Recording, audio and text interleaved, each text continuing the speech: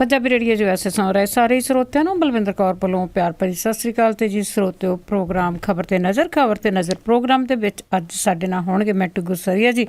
ਦੱਸਣਗੇ ਕਿ ਕੀ ਕੁਛ ਉੱਥੇ ਵਾਪਰਿਆ, ਖਬਰਾਂ ਦੇ ਪਿੱਛੇ ਕੀ ਹੁੰਦਾ ਹੈ ਜੀ। ਤੇ ਕਰਾਂਗੇ ਅਸੀਂ ਗੱਲਬਾਤ ਤੋਂ ਕਰਨ ਤੋਂ ਪਹਿਲਾਂ ਧੰਨਵਾਦ ਕਰਨਾ ਚਾਹੁੰਦੇ ਹਾਂ ਸਾਡੇ ਸਪਾਂਸਰ ਦਾ, ਜਿਨ੍ਹਾਂ ਨੇ ਇਸ ਪ੍ਰੋਗਰਾਮ ਨੂੰ ਸਪਾਂਸਰ ਕੀਤਾ, ਆਪ ਸਭ ਤੱਕ ਪਹੁੰਚਾਇਆ ਜੀ।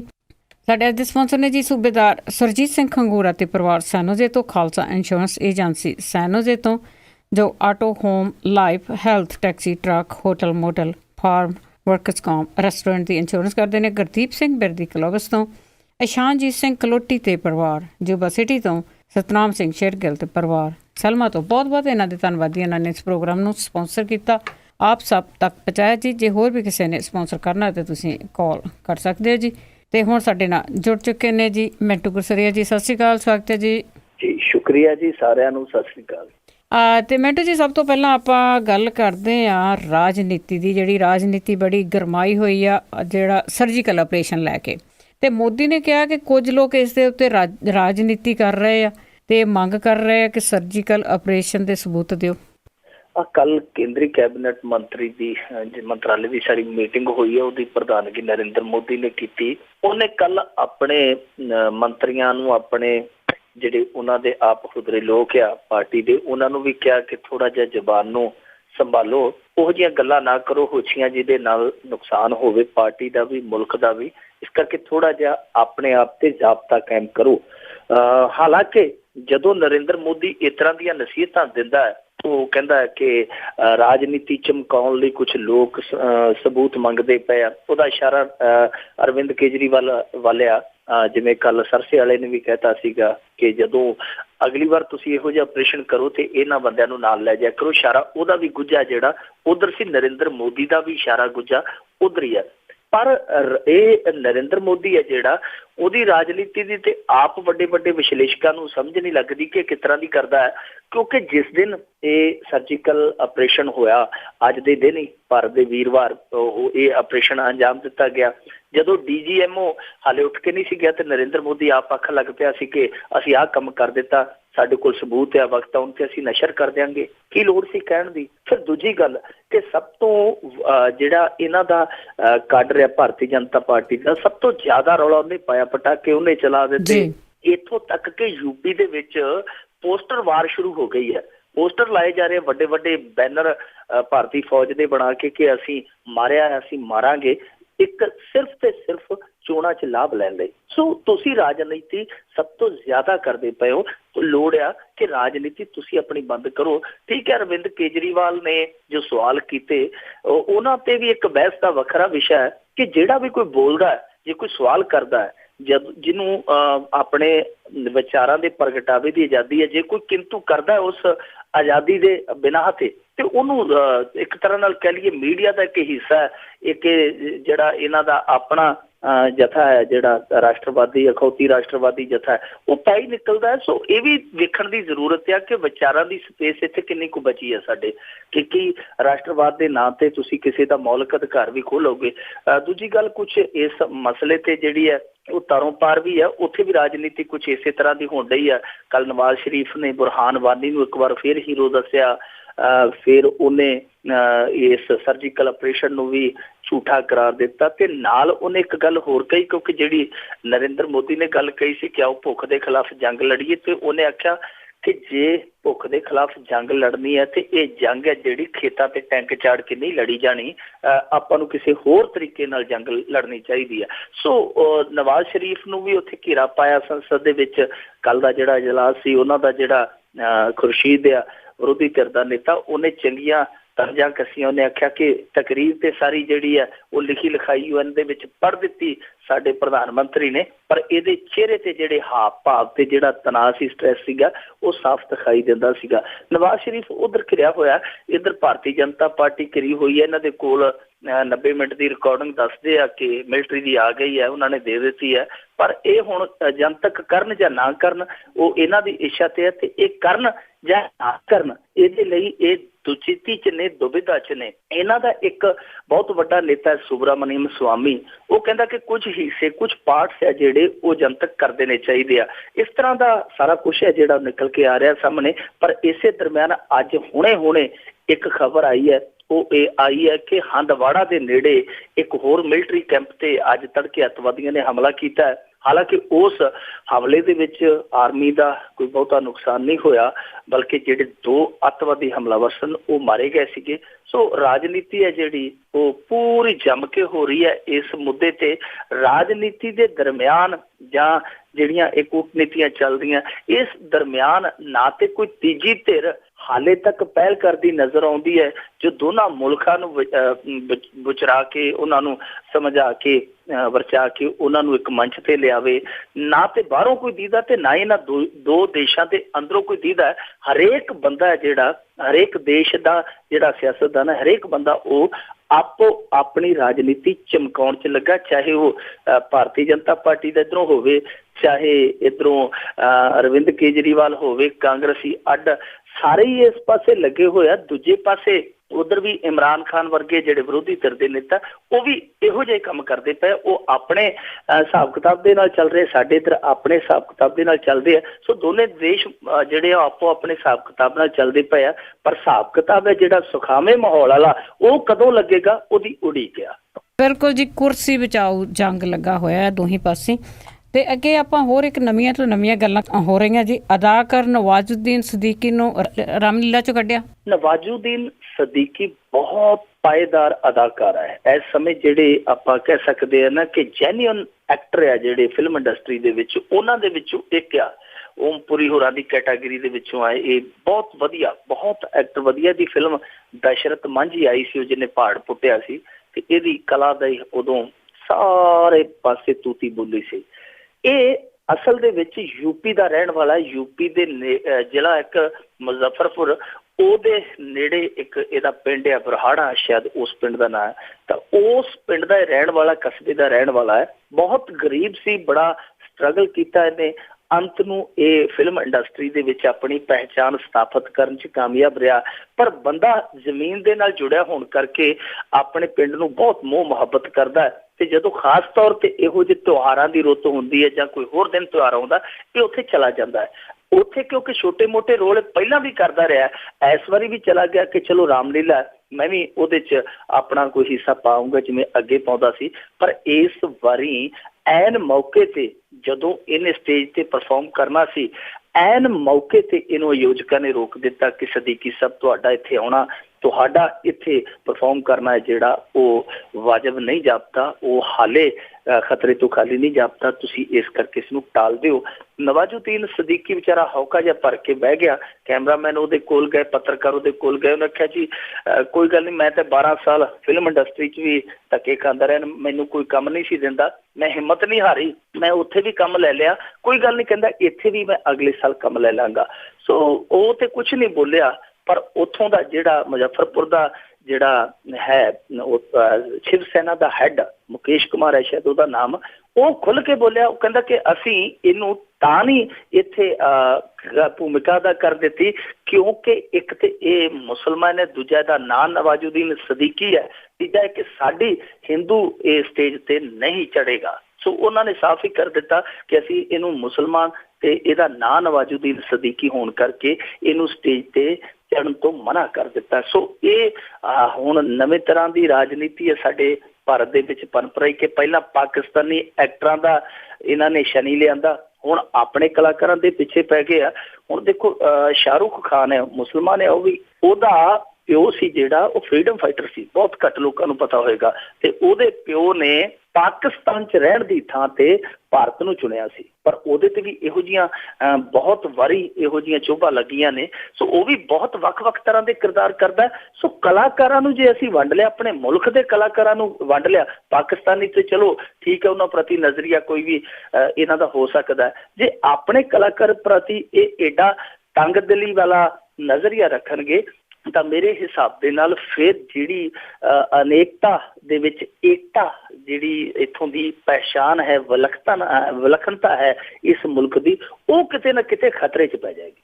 ਬਿਲਕੁਲ ਜੀ, ਪਈ ਹੋਈ ਆ ਪਿਛਲੇ ਸਮੇਂ ਤੋਂ ਆਪਾਂ ਦੇਖਦੇ ਹਾਂ। ਤੇ ਅੱਗੇ ਆਪਾਂ ਆਮ ਆਦਮੀ ਪਾਰਟੀ ਦੀ ਗੱਲ ਕਰਦੇ ਹਾਂ ਤੇ ਇਸ ਦੀ ਤੀਸਰੀ ਸੂਚੀ ਵੀ ਤਿਆਰ ਆ ਤੇ ਲੱਗਦਾ ਹੈ ਕਿ ਕੁਝ ਕੁ ਵੱਡੇ ਚਿਹਰੇ ਆ ਉਹਨਾਂ ਨੂੰ ਵੀ ਟਿਕਟਾਂ ਮਿਲਣਗੀਆਂ। ਬਿਲਕੁਲ ਜੀ, ਇਹਨਾਂ ਦੀ ਸੂਚੀ ਹੈ ਜਿਹੜੀ ਲਗਭਗ ਹੁਣ ਉਹਦੀ ਘੁੰਡ ਚਕਾਈ ਹੋਣ ਵਾਲੀ ਹੈ ਤੇ ਇਸ ਸੂਚੀ ਦੇ ਵਿੱਚ ਕੁਝ ਵੱਡੇ ਚਿਹਰੇ ਆ ਜਿਨ੍ਹਾਂ ਦਾ ਨੌਗਾ ਪੈ ਸਕਦਾ। ਉਹਨਾਂ ਦੇ ਵਿੱਚੋਂ ਸਭ ਤੋਂ ਵੱਡਾ ਚਿਹਰਾ ਸੁਖਪਾਲ ਖਹਿਰਾ, ਜਿਹਨੂੰ ਭੁਲੱਥ ਤੋਂ ਟਿਕਟ ਹੈ ਜਿਹੜੀ ਕਹਿੰਦੇ ਕਿ ਲਗਭਗ ਤੈਅ ਹੋ ਚੁੱਕੀ, ਅਲਾਟ ਹੋ ਚੁੱਕੀ ਆ। ਦੂਸਰਾ ਵੱਡਾ ਚਿਹਰਾ ਆ ਕੰਵਰ ਸੰਧੂ, ਜਿਹੜਾ ਪੱਤਰਕਾਰਤਾ ਦੇ ਵਿੱਚੋਂ ਗਿਆ।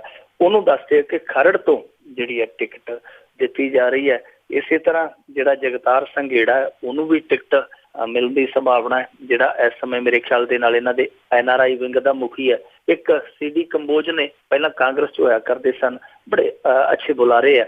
ਉਹਨਾਂ ਨੂੰ ਵੀ ਦੱਸਦੇ ਆ ਕਿ ਸ਼ਾਇਦ ਟਿਕਟ ਹੈ ਜਿਹੜੀ ਉਹ ਦਿੱਤੀ ਜਾਏਗੀ। ਲਗਭਗ ਉਹਨਾਂ ਦੀ ਵੀ ਟਿਕਟ ਹੈ ਜਿਹੜੀ ਪੱਕੀ ਹੈ। ਮੇਰੇ ਖਿਆਲ ਦੇ ਨਾਲ ਸੰਘੇੜਾ ਸਾਹਿਬ ਨਕੋਦਰ ਤੋਂ ਨੇ ਤੇ ਜਿਹੜੇ CD ਕੰਬੋਜ ਨੇ ਇਹਨਾਂ ਨੂੰ ਟਿਕਟ ਸ਼ਾਇਦ ਸ਼ਾਹਕੋਟ ਤੋਂ ਹੈ ਜਿਹੜੀ ਦਿੱਤੀ ਜਾ ਰਹੀ ਹੈ। ਇਸੇ ਤਰ੍ਹਾਂ ਕੁਝ ਇਹੋ ਜਿਹੇ ਚਿਹਰੇ ਵੀ ਦੱਸੇ ਜਾਂਦੇ ਆ ਜਿਨ੍ਹਾਂ ਨੇ ਟਿਕਟ ਲੈਣ ਤੋਂ ਇਨਕਾਰ ਕਰ ਦਿੱਤਾ ਹੈ। ਇੱਕ ਸਾਬਕਾ IAS ਹੈ ਜਸਬੀਰ ਸਿੰਘ ਬੀਰ, ਜਿਹਨੇ ਪਹਿਲੀ ਵਾਰੀ ਬਾਦਲਾਂ ਦੀ ਬੱਸ ਨੂੰ ਨੱਥ ਪਾਈ ਸੀ ਚੰਡੀਗੜ੍ਹ ਦੇ ਵਿੱਚ। ਉਹਨੇ ਟਿਕਟ ਲੈਣ ਤੋਂ ਮਨਾ ਕਰ ਦਿੱਤਾ। ਉਹਨੇ ਕਿਹਾ ਕਿ ਮੈਂ ਸੇਵਾ ਹੀ ਕਰਾਂਗਾ। ਇਸੇ ਤਰ੍ਹਾਂ ਇੱਕ ਜਿਹੜੀ ਕੈਨੇਡਾ ਤੋਂ ਹੈ ਬੀਬੀ, ਮੇਰੇ ਖਿਆਲ ਦੇ ਨਾਲ ਉਹਦਾ ਨਾਮ ਜਸਕੀਰਤ ਕੌਰ ਹੈ ਸ਼ਾਇਦ, ਉਹਨਾਂ ਨੇ ਵੀ ਟਿਕਟ ਲੈਣ ਤੋਂ ਨਾ ਕਰ ਦਿੱਤੀ ਆ। ਉਹਨਾਂ ਕਿਹਾ ਕਿ ਅਸੀਂ ਪ੍ਰਚਾਰ ਕਰਾਂਗੇ, ਅਸੀਂ ਟਿਕਟ ਨਹੀਂ ਲੈਣੀ, ਅਸੀਂ ਪੰਜਾਬ ਦੇ ਵਿੱਚ ਪ੍ਰਚਾਰ ਕਰਾਂਗੇ। ਸੋ ਇਸ ਤਰ੍ਹਾਂ ਦੇ ਕਹਿ ਲਈਏ ਕਿ ਰਲੇ ਮਿਲਵੇਂ ਇਸ ਸੂਚੀ ਦੇ ਵਿੱਚੋਂ ਪ੍ਰਤੀਕਰਮ ਨਿਕਲ ਰਹੇ ਆ। ਕੁਝ ਲੋਕਾਂ ਨੂੰ ਟਿਕਟ ਮਿਲੀ ਹੈ, ਕੁਝ ਲੋਕਾਂ ਨੇ ਟਿਕਟ ਠੁਕਰਾਈ ਹੈ, ਕੁਝ ਲੋਕ ਟਿਕਟ ਲਈ ਜੋੜ ਤੋੜ ਕਰਦੇ ਪਏ ਆ ਕਿਉਂਕਿ ਹਾਲੇ ਸੂਚੀ ਜਾਰੀ ਨਹੀਂ ਹੋਈ।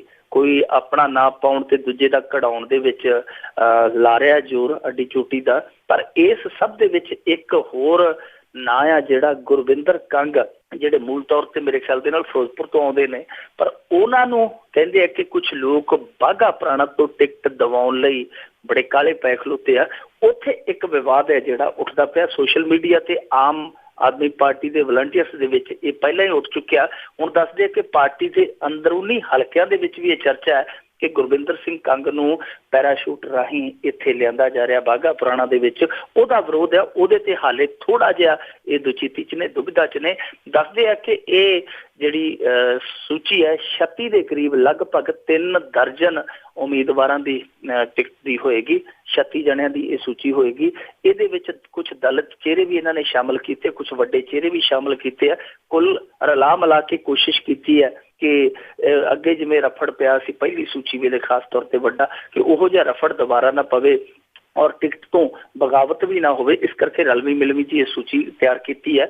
ਬਾਕੀ ਲੱਗਦਾ ਹੈ ਕਿ 7 ਤਰੀਕ ਤੱਕ ਇਹ ਸੂਚੀ ਹੈ ਜਿਹੜੀ ਆ ਜਾਵੇਗੀ। ਫਿਰ ਪਤਾ ਲੱਗੇਗਾ ਕਿ ਇਸ ਸੂਚੀ ਦੇ ਵਿੱਚ ਅਸਲ ਕੌਣ ਨੇ ਦਾਅਵੇਦਾਰ ਜਿਨ੍ਹਾਂ ਨੂੰ ਟਿਕਟ ਮਿਲੀ ਹੈ ਤੇ ਕੌਣ ਉਹ ਲੋਕ ਆ ਜਿਹੜੇ ਫਿਰ ਰੌਲਾ ਪਾਉਣਗੇ, ਕਿਉਂਕਿ ਰੌਲਾ ਤੇ ਹਰੇਕ ਸੂਚੀ ਤੋਂ ਬਾਅਦ ਹਰੇਕ ਪਾਰਟੀ 'ਚ ਪੈਂਦਾ। ਇਹਨਾਂ ਦੇ ਕਿੰਨਾ ਕੁ ਪੈਂਦਾ ਇਸ ਵਾਰੀ ਪਤਾ ਲੱਗੇਗਾ। ਪਰ ਜਿਵੇਂ ਜਿਵੇਂ ਸੂਚੀਆਂ ਬਾਹਰ ਆ ਰਹੀਆਂ, ਟਿਕਟਾਂ ਦੇ ਚਾਹਵਾਨ ਸੀ ਜਿਹੜੇ, ਉਹਨਾਂ ਦਾ ਦਿਲ ਘਾਉ ਕਰਦਾ ਕਿਉਂਕਿ ਪਹਿਲੀ ਸੂਚੀ ਆਈ ਤੇ ਉਮੀਦ ਵੱਜ ਗਈ, ਦੂਜੀ 'ਚ ਨਾ ਆਜੂ, ਦੂਜੀ ਆ ਗਈ, ਤੀਜੀ 'ਚ ਨਾ ਆਜੂ। ਹੁਣ ਗਾਂ ਸੂਚੀਆਂ ਘਟਦੀਆਂ ਜਾਣੀਆਂ, ਇਸ ਕਰਕੇ ਉਹਨਾਂ ਦਾ ਚਿੱਤ ਵੀ ਡੋਲਦਾ ਜਾਂਦਾ। ਗਾਂ ਉਹਨਾਂ ਨੇ ਕੀ ਫੈਸਲਾ ਕਰਨਾ ਉਹ ਹੁਣ ਹਾਲੇ ਆਪਣੀ ਰੀਝ ਹੈ ਜਿਹੜੀ ਦਿਲ ਦੇ ਵਿੱਚ ਲਕੋਈ ਬੈਠੇ ਆ। ਬਿਲਕੁਲ ਜੀ, ਸਾਰੀਆਂ ਪਾਰਟੀਆਂ 'ਚ ਸਾਹ ਸੂਤ ਹੋਏ ਪਏ ਆ। ਤੇ ਇੱਕ ਡਰੱਗ ਰੈਕਟ ਦਾ ਮਾਮਲਾ ਸੀਗਾ ਵੀ ਜਿਸ ਦੇ ਵਿੱਚ ਉਹਨਾਂ ਨੇ 4 ਵਾਰ ਸਮਾਂ ਮੰਗਿਆ ਸੀਗਾ।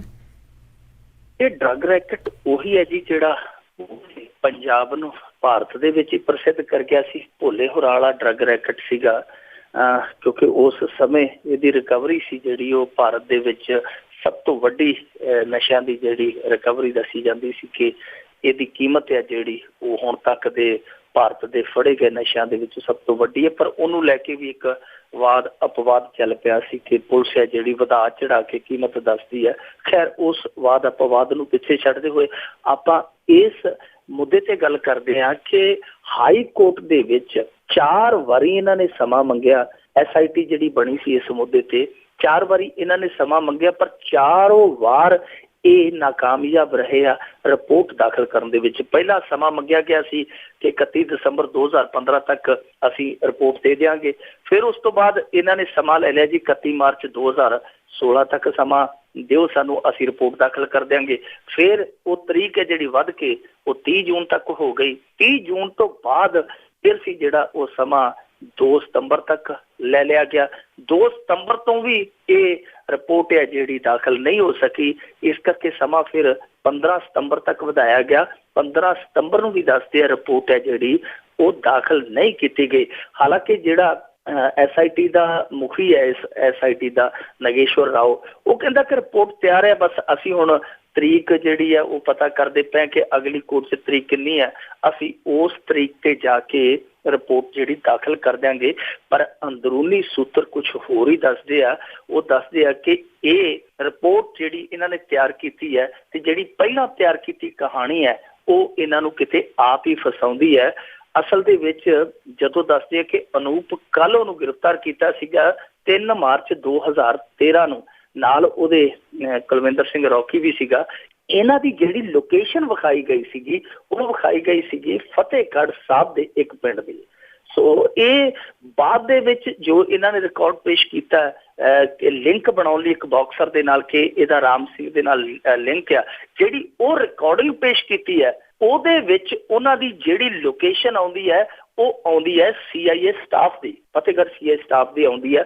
ਸੋ ਇਸ ਕਰਕੇ ਉੱਥੇ ਮਸਲਾ ਜਿਹੜਾ ਉਹ ਪਚੀਦਾ ਹੁੰਦਾ ਪਿਆ, ਕਿਉਂਕਿ ਉਹਦੀ ਘਰ ਦੀ ਹੈ ਜਿਹੜੀ ਅਨੂਪ ਕਾਹਲੋਂ ਦੀ, ਉਹ ਕਹਿ ਚੁੱਕੀ ਹੈ ਕਿ ਮੇਰੇ ਘਰ ਵਾਲੇ ਨੂੰ 28 ਫਰਵਰੀ 2013 ਨੂੰ ਜੀਰਕਪੁਰ 'ਚ ਚੁੱਕਿਆ ਸੀ, ਜਦਕਿ ਇਹ ਪਹਿਲਾਂ ਕੁਝ ਹੋਰ ਵਿਖਾਉਂਦੇ ਸੀ। ਤੇ ਜਿਹੜੀ ਇਹਨਾਂ ਨੇ ਵੈਸੇ ਆਪਣੇ ਤੌਰ ਤੇ ਕਹਿ ਲਈਏ ਕਿ ਬਿਨਾਂ ਸੋਚੇ ਸਮਝੇ ਉਦੋਂ ਇਹਨਾਂ ਨੂੰ ਪਤਾ ਨਹੀਂ ਲੱਗਿਆ, ਇਹਨਾਂ ਨੇ ਜਿਹੜੀ ਦੂਜੀ ਉੱਥੇ ਡਿਟੇਲ ਪੇਸ਼ ਕੀਤੀ ਉਹਦੇ 'ਚ ਜਿਹੜੀ ਉਹਨਾਂ ਦੀ ਲੋਕੇਸ਼ਨ ਆ ਉਹ CIA ਸਟਾਫ ਦੇ ਨੇੜੇ ਦੀ ਆਉਂਦੀ ਹੈ। ਹੁਣ ਇਹ ਫਸਦੇ ਆ, ਆਪੋ ਦਿੱਤੀ ਰਿਪੋਰਟ ਜਿਹੜੀ ਇਹਨਾਂ ਦੀ ਪਹਿਲਾਂ ਉਹ ਆਪੋ ਵਿਰੋਧ ਕਰਦੀ ਹੈ, ਦੂਜੀ ਦੇ ਜਿਹੜੀ ਇਹਨਾਂ ਨੇ ਕਾਲ ਡਿਟੇਲ ਉੱਥੇ ਪੇਸ਼ ਕੀਤੀ ਹੈ ਕਿ ਉਹਦੇ ਵਿੱਚ ਉਹਨਾਂ ਦੀ ਲੋਕੇਸ਼ਨ ਹੈ ਜਿਹੜੀ ਥਾਣੇ 'ਚ ਆਉਂਦੀ ਹੈ। ਤੇ ਤੀਜਾ ਅਨੂਪ ਕਾਹਲੋਂ ਦੀ ਕਰਦੀ ਹੈ ਜਿਹੜੀ ਉਹ ਪਹਿਲਾਂ ਕੋਰਟ ਦੇ ਵਿੱਚ ਜਾ ਕੇ ਇਹ ਗੁਹਾਰ ਲਾ ਚੁੱਕੀ ਹੈ ਕਿ ਉਹਦੇ ਘਰ ਵਾਲੇ ਨੂੰ ਜਿਹੜੀ 3 ਮਾਰਚ ਘਰੋਂ ਜੀਰਕਪੁਰੋਂ ਚੁੱਕਿਆ ਗਿਆ ਜੀ। ਇਸ ਕਰਕੇ ਇਹ ਹੁਣ ਮਸਲਾ ਜਿਹੜਾ ਇਹ ਪਚੀਦਾ ਹੈ। ਇਸ ਕਰਕੇ ਆਪਦੀ ਇਹ ਖੱਲ ਬਚਾਉਣ ਲਈ ਹੁਣ ਲੱਭਦੇ ਪਏ ਕੋਈ ਰਾਹ ਲੱਭੇ ਤੇ ਉਸ ਤੋਂ ਬਾਅਦ ਫਿਰ ਇਹ ਰਿਪੋਰਟ ਹੈ ਜਿਹੜੀ ਦਾਖਲ ਕੀਤੀ ਜਾਵੇ। ਅਸਲ ਇਹ ਪੇਚ ਹੈ ਜਿਹੜਾ ਫਸਿਆ ਖੜਾ ਜੀ ਵਿੱਚ ਵਿਚਾਲੇ। ਤੇ ਅੱਗੇ ਆਪਾਂ ਪੰਥਕ ਸਰਕਾਰ ਦੀ ਗੱਲ ਕਰੀਏ ਕਿ ਪੰਥਕ ਸਰਕਾਰ ਨੇ ਆਪਣੇ ਲਈ ਤਾਂ ਬਹੁਤ ਕੁਝ ਬਣਾ ਲਿਆ, ਬੱਸਾਂ ਬਣਾ ਲਈਆਂ, ਹੋਟਲ ਮੋਟਲ ਬਣਾ ਲਏ, ਪਰ ਜਿਹੜੇ ਆਮ ਲੋਕਾਂ ਲਈ ਜਿਹੜੀ ਕਮਾਈ ਹੁੰਦੀ ਹੈ ਉਹ ਸ਼ਰਾਬ ਦੀ ਕਮਾਈ ਹੈ। ਹਾਂਜੀ, ਆਪ ਦੇ ਲਈ ਬੱਸਾਂ ਬਣਾ ਲਈਆਂ, ਆਪਦੇ ਗਾਹਕਾਂ ਲਈ ਹੋਟਲ ਬਣਾ ਲਏ ਤੇ ਹੋਟਲ 'ਚ ਪੀਣ ਖਾਣ ਲਈ ਇਹਨਾਂ ਨੇ ਫਿਰ ਸ਼ਰਾਬ ਦੇ ਠੇਕੇ ਵੀ ਬਣਾ ਦਿੱਤੇ ਕਿ ਜਿੰਨੀ ਮਰਜ਼ੀ ਪੀਓ, ਕੋਈ ਚੱਕਰ ਨਹੀਂ ਹੈਗਾ। ਸ਼ਰਾਬ ਦੀ ਕਮਾਈ ਦੇ ਨਾਲ ਪੰਥਕ ਸਰਕਾਰ ਹੈ ਜਿਹੜੀ ਉਹ ਹੁਣ ਤੱਕ ਰਿੜ੍ਹਦੀ ਆਈ ਹੈ। ਇਹ ਬੜੀ ਦਿਲਚਸਪ ਜੀ ਕਹਾਣੀ ਹੈ ਪੰਜਾਬ ਦੀ ਕਿ ਦੇਖੋ ਇੱਕ ਫੌੜੀ ਬਣ ਗਈ ਹੈ ਪੰਜਾਬ ਦੀ ਸਰਕਾਰ ਦੀ। ਕੋਈ ਵੀ ਹੈ, ਕੈਪਟਨ ਸਰਕਾਰ ਵੇਲੇ ਵੀ ਕੋਈ ਹਾਲਾਤ ਬਹੁਤੇ ਵੱਖਰੇ ਨਹੀਂ ਸਨ, ਉਦੋਂ ਵੀ ਇਹ ਫੌੜੀ ਥੋੜੀ ਜਿਹੀ ਛੋਟੀ ਸੀ, ਪਰ ਪੰਥਕ ਸਰਕਾਰ ਵੇਲੇ ਇਹ ਫੌੜੀ ਥੋੜੀ ਜਿਹੀ ਵੱਡੀ ਹੋ ਗਈ। ਹੁਣ ਤੇ ਇੱਕ ਨਹੀਂ, ਹੁਣ ਤੇ 2 ਫੌੜੀਆਂ ਹੋ ਗਈਆਂ। ਠੇਕੇ ਆ ਜਿਹੜੇ ਉਹ ਅੱਗੇ ਗਾਂ ਇਹਨਾਂ ਨੇ ਇੱਕ ਹੋਰ ਗਾਂ L1A ਲਾਇਸੈਂਸ ਬਣਾ ਦਿੱਤਾ ਸੀਗਾ ਕਿ ਜਿਹੜੇ ਜੀ 4-5 ਕਾਰੋਬਾਰੀ ਆ ਸਾਰੇ ਜਿਹੜੇ ਪਰਚੂਨ ਦੇ ਵਪਾਰੀ ਆ ਉਹ ਇਹਨਾਂ ਤੋਂ ਹੀ ਖਰੀਦਿਆ ਕਰਨਗੇ। ਸੋ ਫੌੜੀਆਂ ਇਹਨਾਂ ਨੇ 2 ਬਣਾਉਣੀਆਂ ਚਾਹੀਆਂ, ਪਰ ਉਹ ਹਾਈ ਕੋਰਟ ਨੇ ਫੌੜੀ 1 ਬੰਨ ਨਹੀਂ ਦਿੱਤੀ। ਪਰ ਇਸ ਫੌੜੀ ਤੇ ਵੀ ਭਾਰ ਆ ਜਿਹੜਾ ਪੂਰਾ ਪਿਆ ਹੋਇਆ। ਦੱਸਦੇ ਇਹ ਆ ਕਿ 9 ਸਾਲਾਂ ਵਿੱਚ ਜਿਹੜੀ ਸ਼ਰਾਬ ਦੀ ਵਿਕਰੀ ਹੋਈ ਆ ਉਹ 27,697 ਕਰੋੜ ਦੀ ਹੋਈ ਹੈ, ਜੋ ਕਿ ਰਿਕਾਰਡ ਹੈ ਹੁਣ ਤੱਕ ਦਾ। ਔਰ ਇਹਦੇ ਵਿੱਚ ਇਹ ਵੀ ਦੱਸਿਆ ਜਾਂਦਾ ਹੈ ਕਿ ਔਸਤਨ 8.43 ਕਰੋੜ ਰੁਪਇਆ ਜਿਹੜਾ ਉਹ ਸ਼ਰਾਬ ਤੇ ਰੋਜ਼ਾਨਾ ਪੰਜਾਬ ਦੇ ਵਿੱਚ ਖਰਚ ਹੋ ਰਿਹਾ। 2002-03 ਤੋਂ 2015-16 ਤੱਕ ਜਿਹੜੀ ਸ਼ਰਾਬ ਦੀ ਵਿਕਰੀ ਹੋਈ ਹੈ ਉਹ ਹੋਈ ਹੈ 36,373 ਕਰੋੜ ਦੀ ਜਿਹੜੀ ਕਮਾਈ ਹੋਈ ਹੈ। ਤੇ ਕੈਪਟਨ ਸਰਕਾਰ ਨੇ 5 ਵਰ੍ਹਿਆਂ 'ਚ ਇਸ ਸ਼ਰਾਬ ਤੋਂ ਜਿਹੜੀ ਕਮਾਈ ਕੀਤੀ ਸੀਗੀ ਉਹ ਸੀ ਲਗਭਗ 7326 ਕਰੋੜ। ਬਾਕੀ ਜਿਹੜੀ 36,000 ਦੇ ਵਿੱਚ ਉਹ ਕਮਾਈ ਹੋਈ ਹੈ, ਜੇ ਉਹ 7,000 ਕਰੋੜ ਕੱਢੀਏ, ਬਾਕੀ ਸਾਰੀ ਕਮਾਈ ਹੈ ਜਿਹੜੀ ਉਹ ਇਸ ਬਾਦਲ ਸਰਕਾਰ ਵੇਲੇ ਹੋਈ ਹੈ। ਔਰ ਕਮਾਲ ਦੀ ਗੱਲ ਤਾਂ ਇਹ ਹੈ ਕਿ ਸ਼ਰਾਬ ਦੀ ਕਮਾਈ ਦੇ ਨਾਲ ਜਿੱਥੇ ਇੱਕ ਸੈਸ ਹਿੱਸਾ ਜਿਹੜਾ ਜਿੱਥੇ ਇੱਕ ਸੈਸ ਤਾਂ ਪੜ੍ਹਾਈ ਨੂੰ ਜਾਂਦਾ ਹੈ, ਉੱਥੇ ਸੱਭਿਆਚਾਰ ਜਿਹੜਾ ਇਹਨਾਂ ਦਾ ਵਿਭਾਗ ਹੈ ਉਹਨੂੰ ਜਾਂਦਾ। ਇਸ ਤਰ੍ਹਾਂ ਪਿੱਛੇ ਜੇ ਖਬਰ ਆਈ ਸੀਗੀ ਕਿ ਇਨਕਲਾਬੀ ਜਿਹੜੇ ਲੋਕ ਆ ਉਹਨਾਂ ਦੇ ਮੇਲੇ ਜਿਹੜੇ ਕਰਾਉਂਦੇ ਆ ਉਹਨਾਂ ਲਈ ਵੀ ਸਿਸ ਦਾ ਹਿੱਸਾ ਜਾਂਦਾ। ਸੋ ਬਹੁਤ ਥਾਵਾਂ ਤੇ ਇਹ ਜਿਹੜਾ ਸ਼ਰਾਬ ਦੀ ਕਮਾਈ ਦਾ ਹਿੱਸਾ ਲਾਉਂਦੇ ਆ। ਤਾਂ ਇਹਦਾ ਮਤਲਬ ਹੈ ਕਿ ਸ਼ਰਾਬ ਨੂੰ ਇਹ ਕਮਾਈ ਦੇ ਤੌਰ ਤੇ ਇੱਕ ਕਮਾਈ ਕਹਿ ਲਈਏ ਕਮਾਊਖੋਰ ਧੀ ਕਹਿ ਸਕਦੇ ਇਹਨਾਂ ਨੇ ਬਣਾਈ ਹੋਈ ਹੈ ਕਿ ਉਸ ਸ਼ਰਾਬ ਤੋਂ ਬਹੁਤ ਕੁਝ ਜਿਹੜਾ ਆ ਉਹ ਮਾਲੀ ਤੌਰ ਤੇ ਕਮਾਇਆ ਜਾ ਰਿਹਾ। ਪਰ ਇਹਦੇ ਵਿੱਚ ਇਹ ਆ ਕਿ ਠੀਕ ਹੈ ਕਿ ਸ਼ਰਾਬ ਬੰਦ ਕਰਨੀ ਕੋਈ ਸੁਖਾਲੀ ਕੰਮ ਨਹੀਂ, ਕੋਈ ਸੌਖੀ ਇਹ ਨੀਤੀ ਨਹੀਂ, ਖਾਸ ਤੌਰ ਤੇ ਪੰਜਾਬ ਵਰਗੇ ਇਲਾਕੇ ਦੇ ਵਿੱਚ ਜਿੱਥੇ ਇਹ ਨਸ਼ਾ ਪ੍ਰਵਾਨ ਆ, ਘਰਾਂ ਦੇ ਵਿੱਚ ਟੱਬਰਾਂ ਦੇ ਵਿੱਚ ਖੁਸ਼ੀਆਂ ਗਮੀਆਂ ਦੇ ਵਿੱਚ ਇਹ ਪ੍ਰਵਾਨ ਆ, ਉੱਥੇ ਬੰਦ ਕਰਨੀ ਔਰ ਜਿੱਥੇ ਖਾਸ ਤੌਰ ਤੇ ਮਾਲੀਆ ਆਉਂਦਾ ਹੋਵੇ ਜਿਸ ਸੂਬੇ ਨੂੰ ਇੰਨਾ, ਉਹਦੇ ਲਈ ਸੌਖਾ ਕੰਮ ਨਹੀਂ ਹੈ। ਪਰ ਘੱਟੋ ਘੱਟ ਇਸ ਨੂੰ ਘਟਾਇਆ ਤੇ ਜਾਣਾ ਚਾਹੀਦਾ। ਜਿਸ ਤਰੀਕੇ ਦੇ ਨਾਲ ਦੇਖੋ ਅੰਕੜੇ ਦੱਸਦੇ ਆ ਕਿ ਕੈਪਟਨ ਸਰਕਾਰ ਵੇਲੇ 7,000 ਕਰੋੜ ਦੀ ਵਿਕੀ 5 ਸਾਲਾਂ 'ਚ, ਤੇ ਜੇ 10 ਸਾਲਾਂ 'ਚ ਵੀ ਮੰਨ ਲਓ ਆਪਾਂ 14,000 ਕਰੋੜ ਗਿਣਦੇ ਜਾਂ 21,000 ਕਰੋੜ ਗਿਣਦੇ, ਪਰ ਇਹ ਤੇ ਅੰਕੜਾ ਜਿਹੜਾ ਵੱਧਦਾ ਉਹ ਲਗਾਤਾਰ ਵੱਧਦਾ ਹੁਣ 36,000 ਕਰੋੜ ਤੇ ਚਲਾ ਗਿਆ।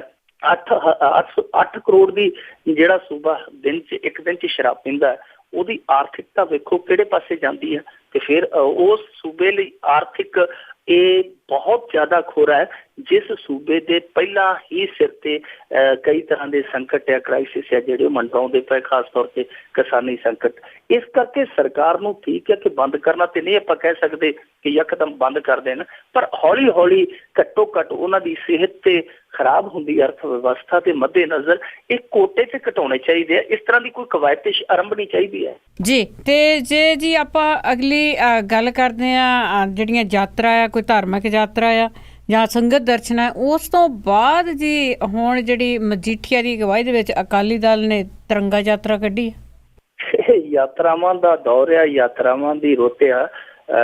ਰਾਹੁਲ ਗਾਂਧੀ ਨੇ ਮੰਜਾ ਯਾਤਰਾ ਕੱਢੀ ਸੀ, ਉਖਾਟ ਸਭਾ ਲਾਉਂਦਾ ਸੀ, ਕਿਸਾਨ ਯਾਤਰਾ। ਇਸੇ ਤਰ੍ਹਾਂ ਚਰਨਜੀਤ ਚੰਨੀ ਹੈ ਜਿਹੜਾ ਕਾਂਗਰਸ ਦੇ ਵਿਰੋਧੀ ਧਿਰ ਦਾ ਨੇਤਾ, ਉਹ ਸਾਈਕਲ ਯਾਤਰਾ ਕੱਢੀ ਫਿਰਦਾ ਸੀ। ਮਜੀਠੀਏ ਦਾ ਵੀ ਟਾਈਮ ਲੱਗਾ ਤੇ ਉਹਨੇ ਵੀ ਮੋਟਰਸਾਈਕਲ ਯਾਤਰਾ ਕੱਢ ਲਈ। ਸੂਈ ਦੇ ਨਾਲ ਲੈ ਲਏ ਉਹਨੇ ਆਪਦੇ ਜਿਹੜੇ ਸੰਗੀ ਸਾਥੀ ਆ, ਉਥੋਂ ਉਹਨੇ ਮੋਹਾਲੀ ਤੋਂ ਮੇਰੇ ਖਿਆਲ ਦੇ ਨਾਲ ਕੀਤੀ ਜਿਹੜੀ ਯਾਤਰਾ ਸ਼ੁਰੂ, ਤੇ ਉਹ ਪਟਿਆਲੇ ਜਾ ਕੇ ਖਤਮ ਕੀਤੀ। ਉਹ ਕਹਿੰਦਾ ਕਿ ਪਟਿਆਲੇ ਅਸੀਂ ਇਸ ਕਰਕੇ ਇਹ ਖਤਮ ਕੀਤੀ ਹੈ ਕਿਉਂਕਿ ਕੈਪਟਨ ਅਮਰਿੰਦਰ ਸਿੰਘ ਹੈ ਜਿਹੜਾ ਉਹ ਸਰਹੱਦੀ ਪਿੰਡਾਂ ਦੇ ਵਿੱਚ ਜਾ ਕੇ ਨਾਜ਼ੁਕ ਮੌਕੇ ਤੇ ਰਾਜਸੀ ਰੋਟੀਆਂ ਸੇਕਣ ਡਿਆ ਤੇ ਉਹ ਜਿਹੜੀ ਫੌਜ ਆ ਉਹਨੂੰ ਡੀਮੋਰਲਾਈਜ਼ ਕਰਦਾ ਪਿਆ। ਇਸ ਕਰਕੇ ਅਸੀਂ ਫੌਜੀਆਂ ਦਾ ਹੌਸਲਾ ਵਧਾਉਣ ਲਈ, ਸੈਨਾ ਦਾ ਹੌਸਲਾ ਵਧਾਉਣ ਲਈ ਤੇ ਕੈਪਟਨ ਅਮਰਿੰਦਰ ਸਿੰਘ ਦਾ ਵਿਰੋਧ ਕਰਨ ਲਈ ਇਹ ਜਿਹੜੀ ਯਾਤਰਾ ਉਹ ਕੱਢੀ ਹੈ, ਜਿਹਦਾ ਨਾਂ ਰੱਖਿਆ ਤਿਰੰਗਾ ਮਾਰਚ ਆ।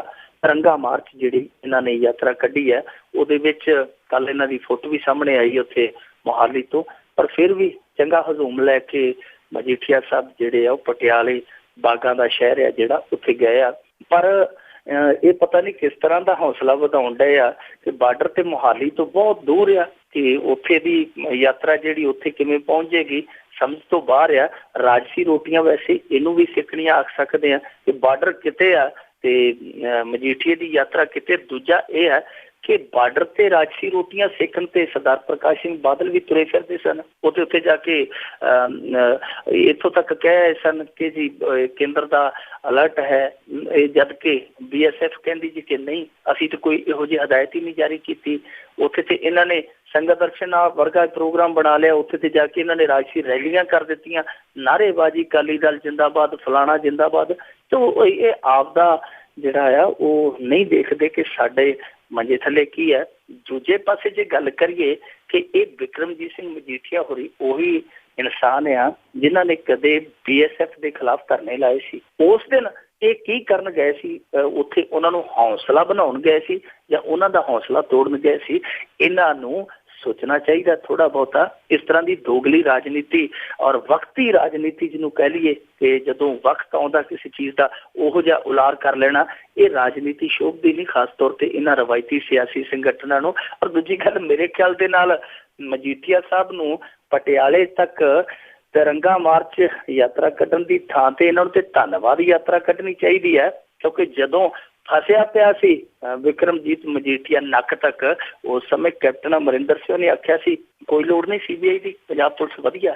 ਤਾਂ ਮੇਰੇ ਖਿਆਲ ਦੇ ਨਾਲ ਇਹਨਾਂ ਨੂੰ ਤੇ ਧੰਨਵਾਦ ਯਾਤਰਾ ਕਰਨੀ ਚਾਹੀਦੀ ਉੱਥੋਂ ਤੱਕ। ਜੀ ਬਿਲਕੁਲ ਬਿਲਕੁਲ। ਤੇ ਅੱਗੇ ਆਪਾਂ ਗੱਲ ਕਰਦੇ ਹਾਂ, ਸੁਖਬੀਰ ਬਾਦਲ ਨੂੰ ਜਿਹੜੀ ਬੇਚੈਨੀ ਹੋਈ ਸੀ ਉਸਨੇ ਡਾਕਟਰਾਂ ਦੀ ਬੇਚੈਨੀ ਵੀ ਵਧਾਈ ਹੈ। ਸੁਖਬੀਰ ਸਿੰਘ ਬਾਦਲ ਪਤਾ ਨਹੀਂ ਕਿਸ ਤਰ੍ਹਾਂ ਦੇ ਇਨਸਾਨ ਆ, ਜਦੋਂ ਵੀ ਇਹਨਾਂ ਨੂੰ ਖਿੱਚ ਚੜ੍ਹਦੀ ਹੈ ਫਿਰ ਇਸ ਤਰ੍ਹਾਂ ਦੀਆਂ ਬਲੀਆਂ ਲੈਣ ਲੱਗੇ, ਪਿੱਛਾ ਨਹੀਂ ਹਟਦੇ। ਕਈ ਵਾਰੀ ਇਹਨਾਂ ਦੀ ਗਾਜ ਹੈ ਜਿਹੜੀ ਉਹ ਆਪਣੇ ਇਹਨਾਂ ਦੇ ਤਗੜੇ ਨੇਤਾਵਾਂ ਤੇ ਵੀ ਡਿੱਗ ਚੁੱਕੀ ਹੈ। ਕਈ ਵਾਰ ਬੈਠਿਆਂ ਬਿਠਾਇਆਂ ਗਲਾਸ ਕੌਲੀਆਂ ਵੀ ਚੱਲਣ ਦੀ ਖਬਰਾਂ ਆਉਂਦੀਆਂ ਰਹਿੰਦੀਆਂ ਨੇ। ਇਹ ਖਬਰ ਜਿਹੜੀ ਆਈ ਹੈ ਇਹ 2-3 ਹਫ਼ਤੇ ਪੁਰਾਣਾ ਵਾਕਿਆ ਦੱਸਿਆ ਜਾਂਦਾ ਕਿ ਜਿਹੜੀ ਖਬਰ ਆਪਾਂ ਚਰਚਾ ਦਾ ਵਿਸ਼ਾ ਬਣਾਈ ਹੈ। ਇਸ ਖਬਰ ਦੇ ਵਿੱਚ ਸਭ ਤੋਂ ਵੱਡੀ ਮਾਰ ਪਈ ਹੈ 5 ਡਾਕਟਰਾਂ ਨੂੰ। ਇਹ ਗਏ ਸਨ ਦਿੱਲੀ ਅੱਜ ਤੋਂ 2-3 ਹਫ਼ਤੇ ਪਹਿਲਾਂ। ਉੱਥੇ ਪੰਜਾਬ ਭਵਨ ਦੇ ਵਿੱਚ ਰੁਕੇ ਸੀ ਤੇ ਉੱਥੇ ਦੱਸਦੇ ਬੇਚੈਨੀ ਹੋਈ ਜਦੋਂ ਡਾਕਟਰਾਂ ਨੂੰ ਬੁਲਾਇਆ ਗਿਆ ਕਿ ਜਿਹੜੇ ਉੱਥੇ ਡਾਕਟਰ ਪੰਜਾਬ ਭਵਨ ਦੇ ਵਿੱਚ ਨਿਯੁਕਤ ਕੀਤੇ ਗਏ ਸੀਗੇ ਤੇ ਉਹਨਾਂ ਦੇ ਵਿੱਚੋਂ ਮੌਕੇ ਤੇ ਕੋਈ ਵੀ ਨਹੀਂ ਮਿਲਿਆ। ਫਿਰ ਸੁਖਬੀਰ ਸਿੰਘ ਬਾਦਲ ਦੀ ਬੇਚੈਨੀ ਹੈ ਜਿਹੜੀ ਉਹ ਹੋਰ ਵੀ ਵੱਧ ਗਈ। ਉਹਨਾਂ ਨੂੰ ਤਾਂ ਚੜ੍ਹ ਗਿਆ ਬੇਚੈਨੀ ਦੇ ਵਿੱਚ ਕਿ ਡਾਕਟਰ ਜਿਹੜੇ ਮੌਕੇ ਤੇ ਨਹੀਂ ਹੈਗੇ। ਫਿਰ ਉਹਨਾਂ ਨੇ ਉਸੇ ਵੇਲੇ ਹੀ ਇਹ ਜਿਹੜਾ ਹੁਕਮ ਦਿੱਤਾ ਕਿ ਜਿਹੜੇ ਇਹ ਡਾਕਟਰ ਡੈਪੂਟੇਸ਼ਨ ਤੇ ਇੱਥੇ ਬੈਠੇ ਆ ਇਹਨਾਂ ਨੂੰ ਆਪੋ ਆਪਣੇ ਇਹਨਾਂ ਦੇ ਜ਼ਿਲ੍ਹਿਆਂ 'ਚ ਭੇਜ ਦਿਓ।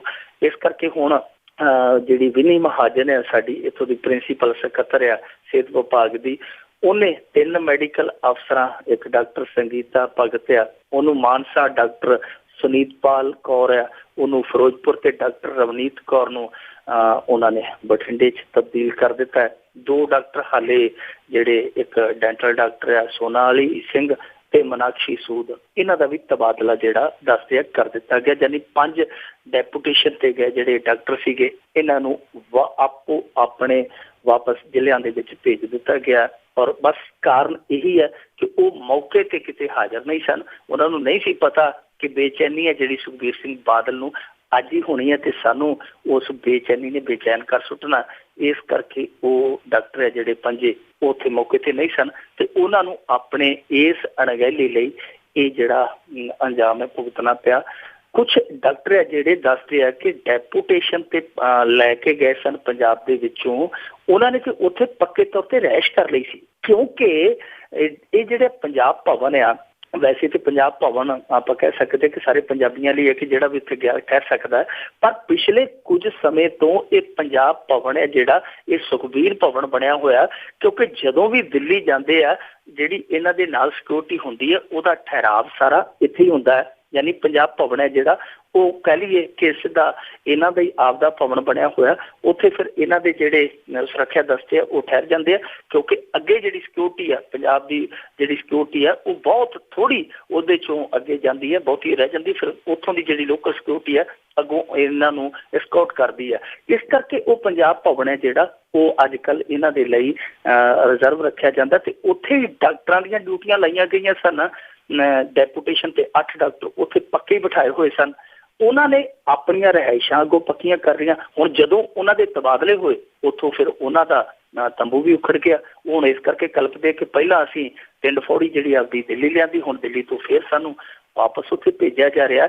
ਪਰ ਇੱਕ ਵਿੱਚੋਂ ਗੱਲ ਹੋਰ ਵੀ ਨਿਕਲ ਕੇ ਆ ਰਹੀ ਹੈ ਕਿ ਜਿਹੜੀਆਂ ਡੈਪੂਟੇਸ਼ਨ ਤੇ ਇੱਥੋਂ ਲਿਜਾ ਕੇ ਪੰਜਾਬ ਦੇ ਵਿੱਚੋਂ ਜਿੱਥੇ ਪਹਿਲਾਂ ਹੀ ਮਾਹਰ ਡਾਕਟਰਾਂ ਦੀ ਬਹੁਤ ਥੋੜ੍ਹਾ ਜਿਹੜੀਆਂ ਉੱਥੇ ਨਿਯੁਕਤੀਆਂ ਕੀਤੀਆਂ ਗਈਆਂ ਉਹ ਵੀ ਕਿਸੇ ਵੀ ਨੇਮ ਕਾਇਦੇ ਦੇ ਘੇਰੇ 'ਚ ਨਹੀਂ ਆਉਂਦੀਆਂ ਕਿਉਂਕਿ ਪੰਜਾਬ ਭਵਨ ਦੇ ਵਿੱਚ ਕੋਈ ਇਸ ਤਰ੍ਹਾਂ ਦੀ ਸਾਮੀ ਨਹੀਂ ਹੈ ਜਿੱਥੇ ਲਿਜਾ ਕੇ ਡੈਪੂਟੇਸ਼ਨ ਤੇ ਏਡੇ ਵੱਡੇ ਡਾਕਟਰ ਤੇ ਇੰਨਾ ਵੱਡਾ ਉਹਨਾਂ ਦਾ ਡਾਕਟਰਾਂ ਦਾ ਜਿਹੜਾ ਇਹ ਸਮੂਹ ਹੈ ਉੱਥੇ ਨਿਯੁਕਤ ਕਰ ਦਿੱਤਾ ਜਾਵੇ। ਜਿਹੜੀ ਨਿਯੁਕਤੀ ਸੀ ਉਹ ਵੀ ਦੱਸਦੇ ਅੰਦਰਲੇ ਸੂਤਰ ਕਿ ਇਹਨਾਂ ਨੇ ਨਜਾਇਜ਼ ਕੀਤੀ ਹੋਈ ਸੀ ਉੱਥੇ। ਬਿਲਕੁਲ ਜੀ, ਤੁਸੀਂ ਤੰਬੂ ਪੱਟਣ ਦੀ ਗੱਲ ਕੀਤੀ ਆ, ਪਤਾ ਨਹੀਂ ਕੀ ਕੁਛ ਪੱਟ ਹੋਣਾ ਹੈ ਤੇ ਕਿੰਨੀਆਂ ਨਾਜਾਇਜ਼ ਚੀਜ਼ਾਂ ਨਿਕਲਣੀਆਂ ਇਹਨਾਂ ਦੀਆਂ। ਅਖੀਰਲਾ ਮੇਰਾ ਸਵਾਲ ਆ ਕਿ ਚੋਣ ਕਮਿਸ਼ਨ ਤੇ ਪੰਜਾਬ ਦੀ ਸੂਬਾ ਸਰਕਾਰ ਦੇ ਦਰਮਿਆਨ ਜਿਹੜਾ ਇੱਟ ਖੜਕਾ ਚੱਲ ਰਿਹਾ, ਚੋਣ ਕਮਿਸ਼ਨ ਪਿਛਲੇ ਕੁਝ ਦਿਨਾਂ ਤੋਂ ਇੱਥੇ ਡੇਰਾ ਲਾ ਕੇ ਬੈਠਾ, ਅੱਗੇ ਵੀ ਮੀਟਿੰਗਾਂ ਕਰਕੇ ਗਏ ਸਨ। ਇਹਨਾਂ ਨੂੰ ਹੁਕਮ ਦਿੱਤੇ ਸੀ ਉਹਨਾਂ ਨੇ ਕਿ ਜਿਹੜੇ ਤੁਹਾਡੇ ਮੁਲਾਜ਼ਮ ਆ ਖਾਸ ਤੌਰ ਤੇ ਵੱਡੇ ਰੈਂਕਾਂ ਵਾਲੇ ਜਿਹੜੇ 3 ਸਾਲਾਂ ਤੋਂ ਇੱਕ ਥਾਂ ਤੇ ਨਿਯੁਕਤ ਹੋ ਕੇ ਬੈਠੇ ਆ, ਉਹਨਾਂ ਦੀਆਂ ਤੁਸੀਂ ਬਦਲੀਆਂ ਕਰੋ। ਇਹ ਕਹਿ ਕੇ ਗਏ ਸਨ, ਇਹਨਾਂ ਨੇ ਟਾਈਮ ਦਿੱਤਾ ਸੀ ਇਹਨਾਂ ਨੂੰ 27 ਅਗਸਤ ਨੂੰ ਮੇਰੇ ਖਿਆਲ ਦੇ ਨਾਲ ਹੁਕਮ ਦਿੱਤਾ ਸੀ, ਤੇ ਇਹਨਾਂ ਨੇ ਕਿਹਾ ਸੀਗਾ ਕਿ ਸਤੰਬਰ ਦੇ ਵਿੱਚ ਤੁਸੀਂ ਇਹ ਸਾਰਾ ਜਿਹੜਾ ਕੰਮ ਆ ਉਹ ਨਿਪਟਾ ਲਓ। ਜਿਹੜੇ ਤਬਾਦਲੇ ਬਹੁਤ ਦਿਨਾਂ ਤੱਕ ਨਹੀਂ ਹੋਏ, ਜਿਨ੍ਹਾਂ ਨੂੰ 3-3 ਸਾਲ ਹੋ ਗਏ ਇੱਕ ਥਾਂ ਤੇ ਇੱਕ ਪੋਸਟਿੰਗ ਤੇ, ਉਹਨਾਂ ਦੀਆਂ ਬਦਲੀਆਂ ਜਿਹੜੀਆਂ ਤੁਰੰਤ ਕਰ ਦਿਓ, ਕਿਉਂਕਿ ਇਹ ਚੋਣ ਪ੍ਰਕਿਰਿਆ ਦੇ ਨਾਲ ਜੁੜਿਆ ਮਸਲਾ ਹੈ। ਉਹ ਕਹਿ ਕੇ ਚਲੇ ਗਏ, ਸਮਾਂ ਵੀ ਦੇ ਗਏ ਕਿ 7 ਸਤੰਬਰ ਤੱਕ ਇਹਨੂੰ ਮੁਕੰਮਲ ਕਰ ਲਿਓ, ਪਰ 7 ਸਤੰਬਰ ਨੂੰ ਆਏ ਆ ਤੇ ਉਦੋਂ ਤੱਕ ਕੋਈ ਹਿਲਜੁਲ ਨਹੀਂ ਹੋਈ। ਹੁਣ ਉਹਨਾਂ ਨੇ ਪੁੱਛਿਆ ਕਿ ਭਾਈ ਤੁਸੀਂ ਕੀ ਕੀਤਾ ਇਸ ਮੁਤਲਕ? ਉਹ ਕਹਿੰਦੇ ਜੀ ਸਾਡੇ ਇੱਥੇ ਬਾਰਡਰ ਤੇ ਟੈਨਸ਼ਨ ਬੜੀ ਹੋ ਗਈ ਸੀ। ਹੁਣ ਬਾਰਡਰ ਤੇ ਟੈਨਸ਼ਨ ਤੇ ਜਿਹੜੀ ਹੈ ਅਕਤੂਬਰ ਚੜ੍ਹੇ ਹੋਈ ਆ, ਪਰ ਉਹ ਪ੍ਰਕਿਰਿਆ ਜਿਹੜੀ ਦੇ ਕੇ ਗਏ ਸਨ ਉਹਦਾ ਪਾਲਣ ਹੈ ਜਿਹੜਾ ਇਹ ਸਤੰਬਰ ਦੇ ਵਿੱਚ ਉਹਨਾਂ ਨੇ ਕਿਹਾ ਕਿ ਕਿਸੇ 23 ਦਿਨ ਜਿਹੜੇ ਉੱਤੋਂ ਲੰਘੇ ਉਹਦੇ ਵਿੱਚ ਵੀ ਇਹ ਪਾਲਣ ਹੈ ਜਿਹੜਾ ਨਹੀਂ ਹੋਇਆ ਉਸ ਪ੍ਰਕਿਰਿਆ ਦਾ, ਜੋ ਕਿ ਸਾਡਾ ਇੱਥੇ ਦਾ ਮੁੱਖ ਚੋਣ ਅਧਿਕਾਰੀ ਹੈ ਪੰਜਾਬ ਦਾ VK ਸਿੰਘ, ਉਹ ਦੇ ਕੇ ਗਿਆ ਸੀ। ਹੁਣ ਇੱਥੇ ਨਸੀਮ ਜੈਦੀ ਹੈ ਜਿਹੜਾ ਸਾਡਾ ਕੌਮੀ ਚੋਣ ਮੁਖੀ ਹੈ, ਉਹ ਆ ਰਿਹਾ ਪੰਜਾਬ ਦੇ ਦੌਰੇ ਤੇ। 20 ਅਕਤੂਬਰ ਦੇ ਨਜ਼ਦੀਕ ਉਹਨੇ ਆ ਜਾਣਾ ਇੱਥੇ ਚੰਡੀਗੜ੍ਹ ਦੇ ਵਿੱਚ ਮੀਟਿੰਗ ਕਰਨੀ ਹੈ। ਇਹ ਜਿਹੜਾ ਪੰਜਾਬ ਦਾ ਚੋਣ ਕਮਿਸ਼ਨ ਦਾ ਮੁਖੀ ਹੈ, ਉਹ ਕਹਿੰਦਾ ਕਿ ਇਹ ਚੀਜ਼ਾਂ ਜਿਹੜੀਆਂ 20 ਤਰੀਕ ਤੱਕ ਪੂਰੀਆਂ ਕਰ ਲਈਆਂ ਜਾਣ, ਪਰ ਪੰਜਾਬ ਸਰਕਾਰ ਆ ਕਿ ਉਹ ਜਿਵੇਂ ਹਿੰਦੀ ਫਿਲਮਸ ਦਾ ਨਾਂ ਸੀ ਦਿਲ ਹੈ ਕਿ ਮਾਨਤਾ ਹੀ ਨਹੀਂ, ਤੇ ਉਹ ਪੰਜਾਬ ਵਾਲੇ ਜਿਹੜੇ ਇੱਥੋਂ ਦੇ ਸੱਤਾ ਸੰਚਾਲਕ ਹੈ, ਸੱਤਾ ਸਵਾਮੀ, ਉਹ ਕਹਿੰਦੇ ਕਿ ਦਿਲ ਹੈ ਕਿ ਮਾਨਤਾ ਨਹੀਂ। ਉਹ ਕੋਈ ਵੀ ਹੱਥ ਹੈ ਜਿਹੜਾ ਹਿਲਾਉਣ ਨੂੰ ਤਿਆਰ ਨਹੀਂ ਇਸ ਮਾਮਲੇ, ਇਸ ਪਾਸੇ ਉਹ ਤੁਰ ਕੇ ਤਿਆਰ ਨਹੀਂ ਗਏ। ਹੁਣ ਇਹ ਵੇਖਣਾ ਹੋਏਗਾ ਦਿਲਚਸਪ ਕਿ 20 ਅਕਤੂਬਰ ਤੱਕ ਇਹ ਕੋਈ ਗੱਡਾ ਤੋੜਦੇ ਆ ਜਾਂ ਫਿਰ ਚੋਣ ਕਮਿਸ਼ਨ ਕੋਈ ਸਖਤਾਈ ਕਰਦਾ ਹੈ, ਪਰ ਹਾਲ ਦੀ ਘੜੀ ਜਾਪਦਾ ਨਹੀਂ, ਕਿਉਂਕਿ ਜਿਸ ਤਰੀਕੇ ਦੇ ਨਾਲ ਪੰਜਾਬ ਦੇ ਵਿੱਚ ਰਾਜਨੀਤੀ ਹੋ ਰਹੀ ਹੈ ਉਹ ਉਸ ਪਾਸੇ ਸੋਚ ਹੀ ਨਹੀਂ ਰਹੇ ਕਿ ਸਾਡੇ ਚੋਣਾਂ ਬਿਲਕੁਲ ਸਿਰ ਤੇ ਆ ਗਈਆਂ। ਉਹਨਾਂ ਨੂੰ ਇਹ ਲੱਗਦਾ ਹੈ ਕਿ ਇਹ ਤਾਂ 2-4 ਦਿਨ ਦੀ ਖੇਡ ਆ, ਤੇ ਜਿਵੇਂ ਸਾਡੇ ਕੋਲ ਜਿਹੜਾ ਇਸ ਸੱਤਾ ਦਾ ਉਹ ਪਟਾਨਾਮਾ ਹੈਗਾ, ਇਹ ਚੱਲਦਾ ਹੀ ਰਹਿਣਾ। ਸੋ ਇਹਨਾਂ ਨੂੰ ਇਹ ਜਿਹੜੇ ਆਦੇਸ਼ ਹੈ, ਹੁਕਮ ਹੈ ਚੋਣ ਕਮਿਸ਼ਨ ਦੇ, ਉਹ ਪਾਲਣੇ ਜ਼ਰੂਰੀ ਸਨ, ਜ਼ਰੂਰੀ ਹਨ, ਔਰ ਉਮੀਦ ਕਰਦੇ ਹਾਂ ਕਿ ਪਾਲਣ ਕਰਨਗੇ ਵੀ। ਪਰ ਇੱਥੇ ਇੱਕ ਸ਼ੱਕ ਦੀ ਜਿਹੜੀ ਗੁੰਜਾਇਸ਼ ਆ ਉਹ ਹਮੇਸ਼ਾ ਬਣੀ ਰਹੇਗੀ। ਜਿਸ ਤਰ੍ਹਾਂ ਅੱਗੇ ਅਸੀਂ ਵੇਖਿਆ ਕਿ 2 ਥਾਵਾਂ ਤੇ ਜਿੱਥੇ ਸਰਕਾਰ 2 ਵਾਰੀ ਰਿਪੀਟ ਹੋ ਜਾਂਦੀ ਹੈ, 2 ਥਾਵਾਂ ਤੋਂ ਰਿਪੀਟ ਹੁੰਦੀ ਹੈ ਸਰਕਾਰ, ਤੇ ਤੀਜੀ ਵਾਰ ਜਦੋਂ ਉਹ ਸੂਬੇ ਦੇ ਵਿੱਚ ਇਲੈਕਸ਼ਨ ਹੁੰਦਾ ਹੈ, ਉੱਥੇ ਫਿਰ ਇਲੈਕਸ਼ਨ ਜਿਹੜਾ ਪਾਰਦਰਸ਼ੀ ਕਰਵਾਉਣਾ ਉਹ ਫਿਰ ਟੇਢੀ ਖੀਰ ਬਣ ਜਾਂਦਾ, ਉਹ ਅਲੱਗ ਹੀ ਨਹੀਂ ਰਹਿੰਦਾ। ਬਿਲਕੁਲ ਜੀ, ਤੇ ਪਾਰਦਰਸ਼ੀ ਆਪਾਂ ਹੋਣ ਨਹੀਂ ਦੇਣਾ। ਬਹੁਤ ਬਹੁਤ ਧੰਨਵਾਦ ਮਿੰਟੂ ਗੁਰਸਰੀਆ ਜੀ ਤੁਹਾਡਾ। ਤੇ ਜਿਸ ਤਰ੍ਹਾਂ ਤੇ ਸਨ ਮਿੰਟੂ ਗੁਰਸਰੀਆ ਜੋ ਸਾਡੇ ਨਾਲ ਜੁੜਦੇ ਨੇ ਤੇ ਦੱਸਦੇ ਨੇ ਖਬਰਾਂ ਬਾਰੇ। ਹੁਣ ਅਗਲੇ ਬੁਲਟਨ ਤੱਕ ਬਲਵਿੰਦਰ ਕੌਰ ਵੱਲੋਂ ਵੀ ਪਿਆਰ ਭਰੀ ਸਤਿ ਸ੍ਰੀ ਅਕਾਲ।